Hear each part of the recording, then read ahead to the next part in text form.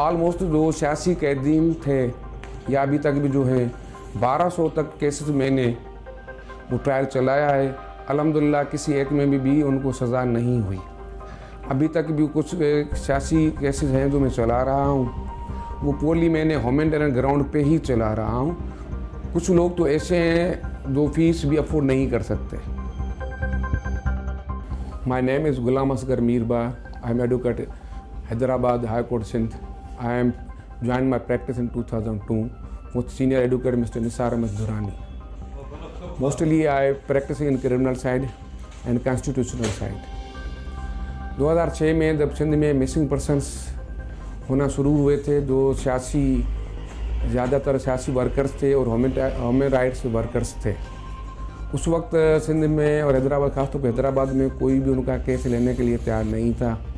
सारे घबराते थे और कुछ सीनियर एडवोकेट्स थे जो हाईएस्ट फीस लेते थे, जो सियासी वर्कर की फैमिलीज़ के पास अफोर्ड वो नहीं कर सकते थे।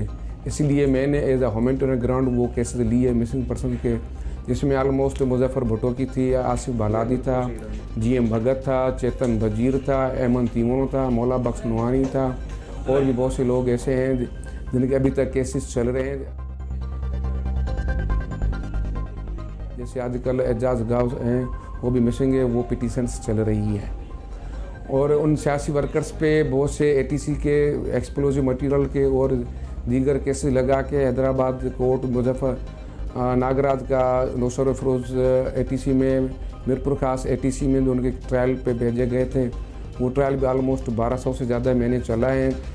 और भी ऐसे काफ़ी दोस्त उनके सियासी वर्कर्स के थे जो मैंने free of cost as a humanitarian ground पे वो मैंने चलाए हैं और चला रहा हूँ।